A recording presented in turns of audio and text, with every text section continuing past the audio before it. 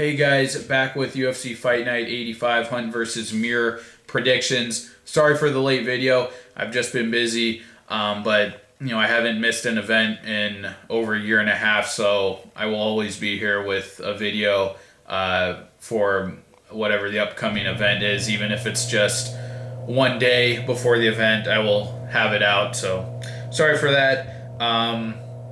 And please go check out my previous predictions video for 196.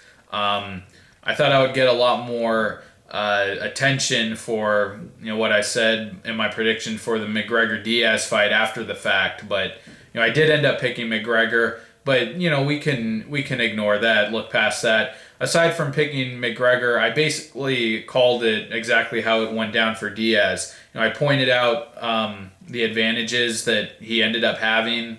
The advantages I thought he would have, he did have, and I pointed out some weaknesses of McGregor that Diaz did exploit. So I'm kind of proud of myself for exploring the cases in which Diaz would win, and I basically almost had a perfect prediction aside from actually picking Diaz. So if you guys want, I think it would be fun and interesting. Just revisit my last video. I'll link it in the description, and skip ahead to the prediction for McGregor versus Diaz. It was also the first event of the year, I think, since 195, where I did well. I was 8-4-12, so I was 8-4, and well, you might have already seen my UFC fantasy picks and my ranking at the beginning of this video,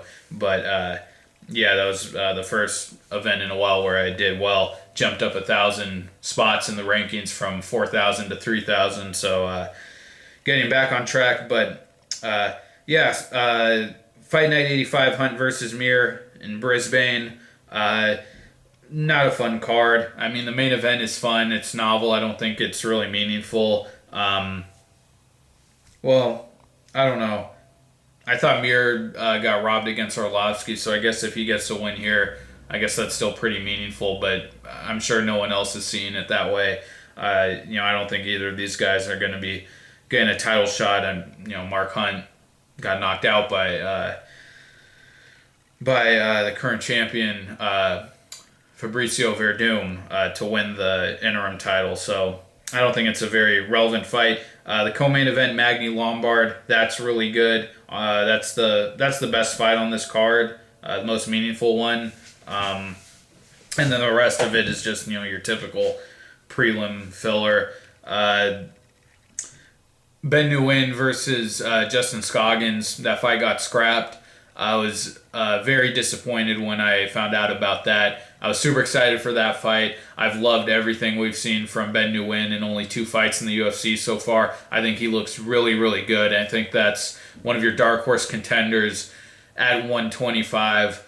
And then I said the same thing about Ray Borg. I thought he could be a contender, and Justin Scoggins just had a really big dominant win over him. So that matchup I thought was really great, and that would have been the second best matchup on the card, other than Magny Lombard, if that had stayed on here. So that was a great fight that fell through. So disappointed about that, and it's just overall it's a pretty weak card. Okay, starting with the UFC Fight Pass prelim card at lightweight, Alan Patrick versus Damian Brown. Damian Brown filling in for Chad Laprise here, who filled in for Abel Trujillo against Ross Pearson, which would have been a much more interesting fight. But Damian Brown versus Alan Patrick. Damian Brown's debuting. I don't know him. Alan Patrick, he had a really good quick knockout win over Garrett Whiteley, who was not stiff competition at all in his debut, and then won his next fight against John Makdessi, where I thought he lost. And he didn't look nearly as lethal in that fight. And then Mirbek Taisumov knocked him out in his last fight. So not so high on Patrick anymore. And that's all I can say for that fight. All right, next up at lightweight, Ross Pearson versus Chad Laprise. This is an interesting matchup. Ross Pearson clearly on the decline. It's just disappointed me so many times now when I thought he was going to win. But then there are also times when I thought he was totally done, and he pulls out a win to kind of keep his career going, like against Paul Felder a couple fights ago. I thought for sure he was going down in that fight. I thought he was going to get knocked out, and he showed off a really good clinch game and got the win there. But then, fights like a couple years ago, the Iaquinta fight, I thought Pearson was going to win that, and he got ran over, and I thought he was going to win against Dunham. Got manhandled on the ground, completely dominated, outworked. And then again, his takedown defense and his grappling game off of his back got exposed in his last fight by Francisco Trinaldo. So clearly on the decline. He's losing speed, and he just can't trade in the pocket with guys who want to come forward. Chad Laprise isn't that guy, though. Both these guys are really technical strikers who want to stay on the outside. Laprise, I think a better kickboxer, incorporates the kicks more of a, uses his jab more, fights a little bit more on the outside. But Pearson, he's a stick and move guy when he can, when he can stick and move and fight that way, he can win fights. I think Laprise might look to expose the takedown game again here of Pearson. So if he focuses on takedowns, I think he has a chance of winning. But on the feet, I think you have to give Pearson the edge. He has the power advantage. Laprise is not really a devastating striker at all. At least hasn't proved it in the UFC. Got a knockout win over Cajun Johnson on Tough, but hasn't really hurt anyone on the feet in the UFC. And he showed off a pretty decent grappling game against Dennis Cedeno, where he pretty much lay and prayed him and took his back on the ground and out grappled him, looked technical on the ground. So I think he might look to out wrestle Pearson. And they both have a loss to Trinaldo. Obviously, Laprise got finished. Pearson was able to last to the decision in their fight. So I don't know what you want to make of that, but I think I'm going to go with Pearson here, even though he's really disappointed me lately. But yeah, I think he has the power advantage on the feet. I think he's a little bit more active with his strikes. He headhunts a little bit more than Laprise does. But he could. I wouldn't be surprised if Pearson loses at all. Okay, on to the FS1 prelim card at welterweight. Richard Walsh versus Viscardi Andrade. Not an exciting matchup. I feel pretty comfortable going with Walsh here. I think he's just kind of too big for the division, too heavily muscled. He doesn't look very explosive. He's a bruiser, really looking to land big shots and doesn't seem to have too much explosiveness. Looked bad, though, in his last fight against Steve Kennedy early on. Was getting ragdolled, tossed around on the mat, got his back taken. I thought he was going to get submitted. So the guy can't grapple. Kiichi Kunimoto was able to steal a decision that he didn't deserve to win, but just by constantly attempting the takedown, getting in on his legs against the fence, Richard Walsh lost the decision there, and got knocked out by Alan Jouban as well. So definitely has holes in his game, but you saw against Kennedy and also in his debut fight in the UFC against Chris Indich, he hits hard and he can really use his size to his advantage. Viscardi Andrade, he came back after a long layoff in his last fight to face Gusanu Mulatov, and even for a return fight, he did not look good at all. On Tough Brazil, he was a really aggressive striker, but not a technical one, and never really for a Brazilian, never really showed off any grappling. I'm gonna take Walsh here. I think Andrade could out grapple him, but he doesn't really fight that way. I think he's going to want to bang it out. And Walsh, I think, should just have the power advantage. He's been more active lately. I'm going with Walsh. All right, next up at women's bantamweight, Leslie Smith versus Rin Nikai. Nikai, coming off of a long layoff, fought Miesha Tate. Was that like over a year and a half ago? I think September of 2 years ago. And Leslie Smith, she had a really nice win over Jessamine Duke in the UFC. Finished her. Great finishing combination. And got her against the fence and unreeled a series of body shots and go hooks to the body and to the head. I really like that win. And then against Jessica Ai, before getting her ear split open, I didn't think she looked that bad, and I didn't think she was getting blown out of the water against Sarah Kaufman in her debut either. So Leslie Smith, I think, is kind of solid, mid-tier women's bantamweight fighter. Rin Nikai, not much to go off of other than her sole UFC fight against Miesha Tate, where I think she was, they were hyping up her judo background, and there were some flashes in that fight where you got to see her judo skills. I think she got a throw or two in on Tate, but for the most part, Tate was too big, beating her up in the pocket, in the clinch, with the dirty boxing. I'm going to go with Nikai, though. She the short, compact fighter with the grappling-based background. Leslie Smith is going to have a big height advantage here.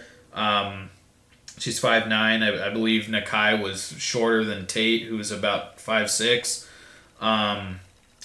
And yeah, Leslie Smith looks solid on the feet, but I think if Nikai, has that, well, she does have the grappling background. If she's able to implement that, we haven't really seen Leslie Smith challenged by any of her opponents. She hasn't been forced to wrestle or forced to defend takedowns, so not much to go off of, but I am going to take Nikai here. All right, next up at featherweight, Dan Hooker versus Mark Eddiva. Another fight, or I'm not too sure what to make of it. Neither guy has done particularly well in the UFC. Dan Hooker's loss to Maximo Blanco I thought was really bad. Blanco was just able to pot shot him and stand right in front of him and beat him to death for 3 rounds. Dan Hooker looked like he had a big hand speed disadvantage, and he just got pummeled in that fight. Didn't really have the technique at all on the feet to hang with Blanco. Did have the head kick knockout win against Hioki, but up to that point, I thought I was getting totally outpointed. Again, just didn't show technique on the feet. And then had the win over Ian Entwistle, the finish on the ground from ground and pound after defending the heel hook, which was nice. And then his last fight just got destroyed. Didn't get finished, but just got styled on by Yair Rodriguez. Mark Eddiva, he got finished by Kevin Souza. He has one fight in the UFC against a really irrelevant fighter, Jouban Tarzan, and then was competitive with Levon Makashvili, fought him to a split decision, but I thought he lost that fight, got taken down, but on the feet I thought he was really competitive with Makashvili. And I just think the wide open kind of flashy style of Eddiva, you saw that against Kevin Souza. He was pulling out some flashy stuff on the feet. I think that style is just going to give Hooker problems because Hooker, he hasn't been too technical on the feet. He might have the power advantage, but the losses to Blanco and looking bad against Hioki, that makes me feel comfortable taking Eddiva here. He just he has the technical striking background, even if it's really unorthodox style, not a Muay Thai style, but was it San Shao or something he does? I don't know, but yeah, I gotta take Eddiva here. I think he's gonna outpoint him on the feet, outstrike him, and win a decision. So I'm taking Eddiva. Right next up at welterweight, last prelim fight, Brendan O'Reilly versus Alan Jouban. Definitely taking Jouban here. This has to be a fight that the UFC is giving him to expect him to look good and get back on the winning track. Brendan O'Reilly is basically a nobody, and also ran from tough nations. The guy lost to Zhang Li Peng, the winner of Tough China, who they cut already from the UFC, and he lost that fight badly. Got dominated on the ground, got cut up, got completely outworked by a guy who everyone thought basically had zero experience in MMA at a relevant level at least, and then managed to get a win over Vic Grujic, where he was able to win in the clinch, landed a few takedowns, win with the dirty boxing. But Alan Jouban has just fought better guys, proven to be on a much higher level. Was competitive with Worley Alves, lost to Albert Tumanov, but Tumanov's a really underrated, really good fighter. So I don't really that doesn't lower his stock for me too much really. I did think he looked a little sloppy against Matt Dwyer. Kind of showed some holes in his technical striking, and got tagged a few times and dropped in that fight. But really liked the knockout win over. It's not his debut knockout win over Seth Baczynski, his knockout win over Richard Walsh, and then his fight with Worley Alves. So definitely have to take Alan Jouban here. He's just a far more skilled and talented kickboxer.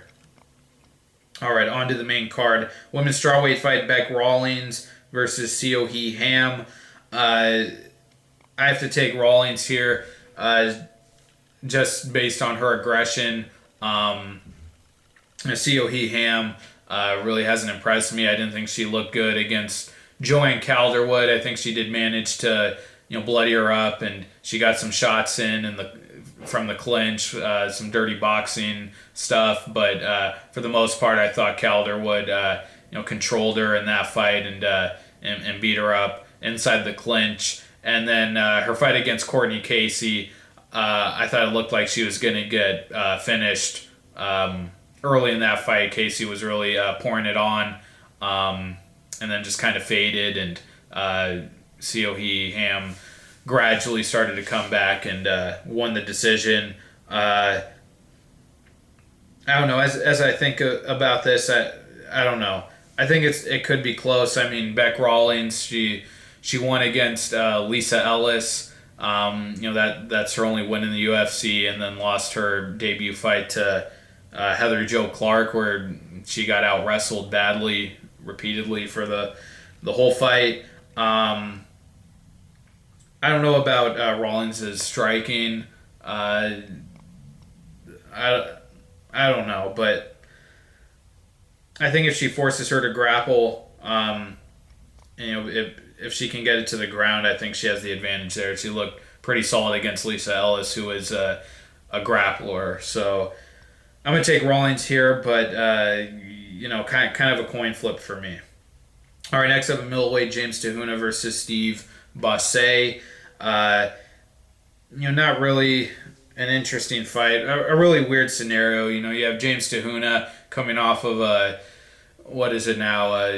Almost a 2-year layoff, year and a half. But it feels like it's been much longer since then. And when before he took his layoff, this guy lost 3 fights in a row. I think lost all of them in the first round. Got knocked out by Shogun, Glover got him out of there, submitted him in the first round, and his last fight, lost to Nate Marquardt. Got submitted in the first round. Before that, we saw him have some decent performances. Has some wrestling ability. Really early in his UFC career, he was beating guys with his striking, but really low level guys. Joey Beltran, Aaron Rosa, and then we saw later he got knocked out by Shogun when Shogun was pretty much at the tail end of his career already. But Steve Bosse getting knocked out by Thiago Santos pretty easily. Just going off of that, even though we really haven't seen any of his game, I have to take Te-Huna, especially because he does have that wrestling ability. We've seen him get hurt in the Jimmo fight and then come back, win with his wrestling. So, Te-Huna's the veteran. We know what his game is, and he's real scrappy. He hits hard, and he can wrestle. So I have to go with that.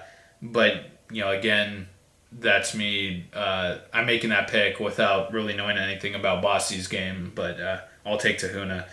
All right, next up in middleweight, Dan Kelly versus Antonio Carlos Jr. Not much to say about this fight, really at all for me. Jr. is going to absolutely destroy him. Dan Kelly, he had some nice performances against Luke Zacharich, and in his last fight against Steve Montgomery. I believe he's a judo Olympian, and on the ground he looked really good against Zacharich. Finished him with a Kimura, and against Steve Montgomery, had really good ground and pound and control on the ground, but got absolutely nailed by Sam Alvey, and then had a horrible fight against Patrick Walsh where you saw that he really doesn't have much to offer on the feet, even against a really low-level opponent. Carlos Jr., this is not Steve Montgomery or Luke Zacharich. This guy's a monster. Not a great striker, but he's aggressive and he has power, so it's effective. And then on the ground, he just goes hard on the ground. The submission win over Eddie Gordon, and out wrestled Vitor Miranda to win Tough Brazil 3 at heavyweight. I really like Carlos Jr. He's a very aggressive grappler, uses his size really well on the ground. I think he's gonna, if he doesn't tag Kelly on the feet and hurt him, I think he's gonna get him to the ground and absolutely dominate him there and submit him. Another thing, Dan Kelly, he's old, he's 38. Carlos Jr. I think is probably around 25, maybe younger than that. It's going to be ugly. Carlos Jr. is just going to tear through him. So, Carlos Jr. by submission. All right, next up at lightweight, Jake Matthews versus Johnny Case. This is kind of interesting.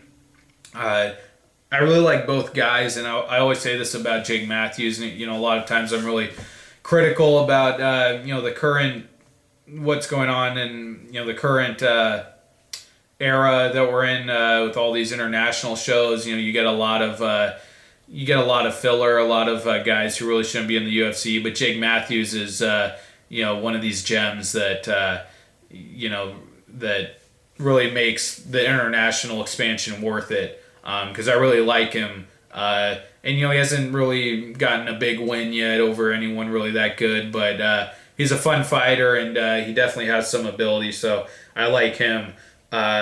Johnny Case, I was really high on this guy. A really rare three-dimensional fighter. He has striking. He's got some submission ability and has a takedown game. So it's really effective from everywhere. And I thought he was really, I was really high on him up until his last fight against, what's the guy's name? Tough Brazil, Jan Cabral. I thought he did not look good in that fight. He got taken down, and from there, Jan Cabral was able to really out-grapple him, and Case still managed to win the fight, but it was ugly.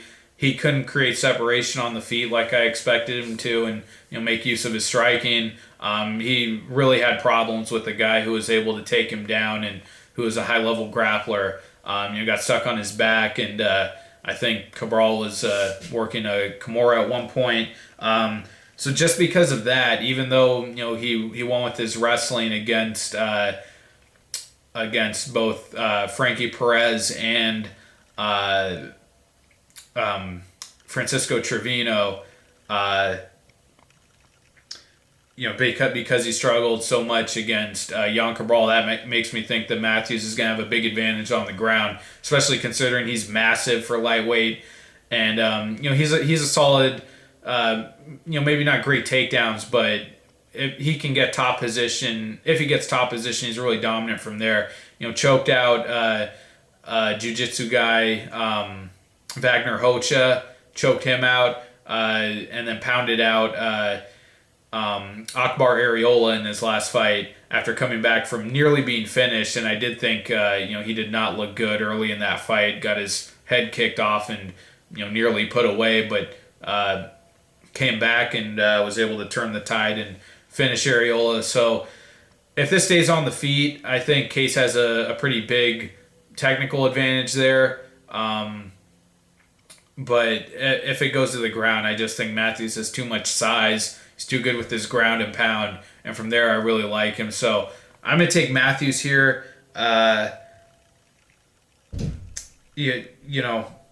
Striker versus grappler matchup, basically, I think. But I have to go with Matthews. I think he gets it done with the wrestling. All right, co-main event, welterweight. Finally, we're on to really the only one meaningful fight on the card. Neil Magny versus Hector Lombard. Got to go with Neil Magny, absolutely here. Lombard, for as much as he was hyped up as this, this destroyer pre-UFC, the only guys that he's looked really good against in the UFC were guys that basically stood in front of him and let Lombard tee off and knock them out. And those were the Paul Harris and Tim Boach fights. Or sorry, not Tim Boach. Paul Harris and Marquardt. Guys who couldn't offer any resistance on the feet, and Lombard just tore through them. And those are really the only fights where he's looked really dangerous and dominant. Other than that, when his fights go the distance, he's not that dominant, and he just kind of looks like he's wandering out there.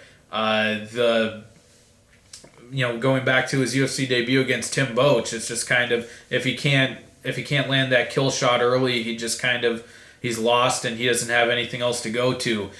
Even more recently, or his last fight before his long layoff against what's his name? Oh God, I'm forgetting everybody's name.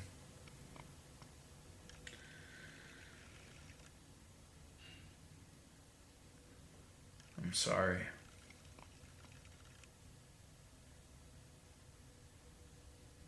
The Mormon guy from Utah.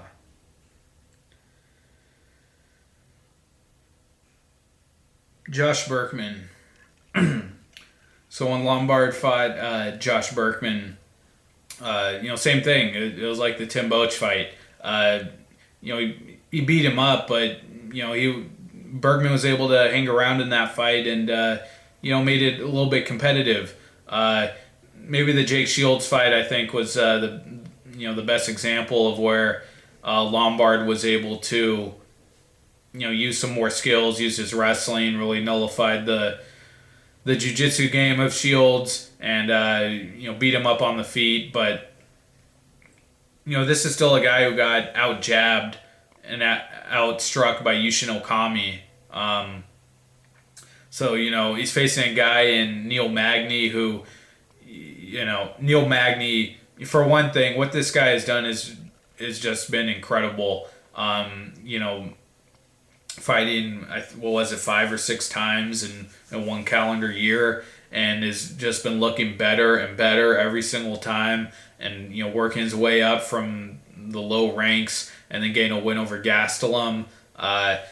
Magny is incredible, and he's improved so much. But so Lombard is a guy who's been outstruck by Yushin Okami, and now he's going to fight a guy with probably one of the best jabs now in MMA, who's become a very clean, very technical range striker, who really sticks and moves very well, and on the ground is just proven to be a super technical, very capable grappler. Against Gastelum, I thought Gastelum was going to have a big grappling advantage, big wrestling advantage, and Magny was able to, mid takedown reverse position and end up on top, and uses his length so well on the ground. And when he gets back mount, he has machine like ground and pound. So he's become very very capable in every phase of the game, and I just don't.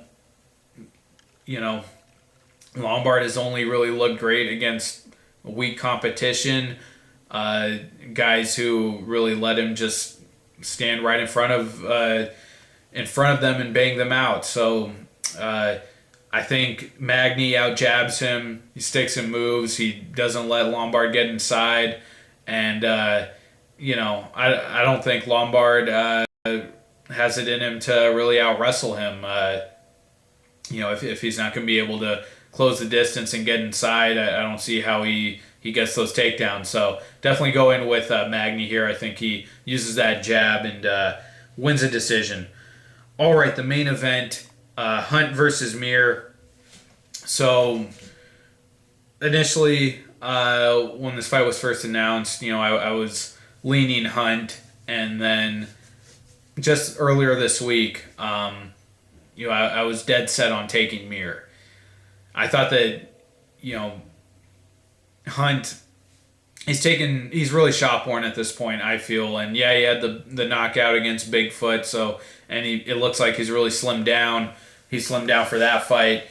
So obviously he's still dangerous and still, has ability, but you just consider all the damage the guy's taken. The knockout loss to Verdum, going back several years, the knockout loss to Dos Santos, took a massive beating, a massive amount of damage against Stipe Miocic.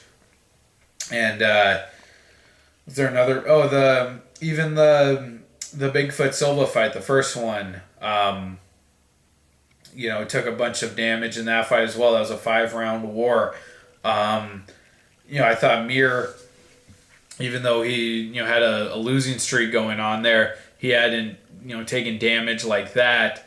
And I thought Mir made some really good technical improvements in his fight against Bigfoot Silva with the jab, the parry, and was able to land that big shot, put him down, and then had really great ground and pound from there. And I thought that Frank Mir could use that jab, keep Hunt at distance, and maybe land a bomb or at least find a way to get a takedown, and from there finish him. And that is a serious thing to consider. Mark Hunt has found himself mounted a few times. In the first Bigfoot Silva fight, got mounted and was getting pounded on. The fight could have been stopped at a few points. Also in the Stefan Struve fight, this guy got mounted and started to get pounded on. If Frank Mir mounts him, I think it's over. I mean, his ground and pound is brutal. We saw those elbows against Bigfoot Silva, or just his submissions. I think he could rip his arm off or something. So if Mir gets it to the ground, I think he has a big chance there of winning. And also, if you think of the opponents that Mark Hunt has faced, who he's looked good against and beaten, I would take Frank Mir to beat those guys as well. And a couple of those guys he's already beaten. He had a win over Roy Nelson years ago, and definitely not to the same degree as of dominance as Hunt's win over Nelson, but has a win over Nelson, and then you could argue the Bigfoot fight. His win was obviously way more dominant than Hunt's draw the first fight, and even the second fight. Mir's win was just as dominant. And the other guys that Hunt's beaten, Struve and Czech Congo. Mir never fought Struve, but Czech Congo, he got him out of there as well in the first round. So if you look at the guys that Hunt's beaten, Frank Mir isn't too far behind.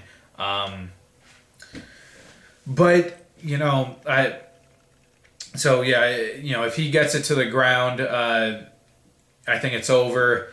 If I think he has a chance to be dangerous early. Frank Mir's always been a dangerous fighter early in fights. The Czech Congo fight, the Bigfoot Silva fight, and then against Todd Duffy. Although against Todd Duffy, I thought he was being really reckless and probably makes me less confident that he can hang around on the feet with Hunt. But the big reason why I ultimately can't take Mir is just that I don't think he can strike with him over time.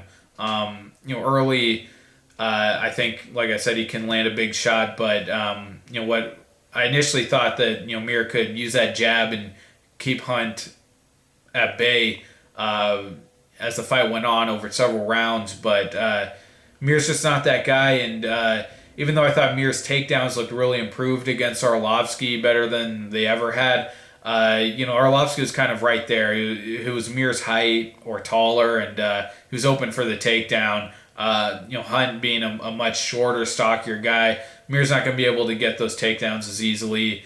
And at that point, if he's not able to get it to the ground, Hunt is obviously just a way more dangerous and skilled striker than Mir, and Mir has always really struggled with powerful strikers who can get in his face. And Mir's not a great clinch fighter either. His guys bigger than him, like Cormier and Carwin, were able to out clinch him. So I don't think he can really go to the clinch to beat Mark Hunt, or at least use the clinch to get him to the ground. So if Frank Mir can't make something happen early, I just think that he's kind of a dead man walking, because he's not a guy. He's never been a guy who's really outstruck somebody over several rounds over the duration of a fight. And while his jab looked good against Bigfoot Silva, I don't think he can use that jab. He's not just gonna out jab Mark Hunt, I don't think, for several rounds. And we saw Mir get really reckless against Todd Duffy, like I was saying. So if he tries to bang it out with Hunt, that's just not going to work, because Hunt's a far more skilled striker and a far more powerful and dangerous striker than Todd Duffy. I will say though, watch out for the knees from Mir. Knocked out Mirko Cro Cop with a knee, having the height advantage. I think if Mir pulls out a crazy finish, I think it might come by knee from the clinch. Hunt got knocked out with a knee from Fabrizio Verdum, but I have to go with Hunt. I just think he's able to stay on the feet, and from there, he can outstrike and land bombs on Mir. But Mir certainly, if it gets to the ground, I just one opportunity for Frank Mir to mount Hunt. I think it's over, and I also think Mir has a chance to land something big early. But other than that, I think Hunt probably gets a TKO somewhere in the middle of the fight, third or fourth round. I have to go with Hunt. All right, guys, those are my predictions for UFC Fight Night 85, Hunt versus Mir. Thank you for watching. Don't forget to check out my previous video. Check out my prediction. Revisit that for McGregor versus Diaz. I'll link that in the description. Sorry for the late video. I will get back on track. And what's the next event? Can't even keep track anymore.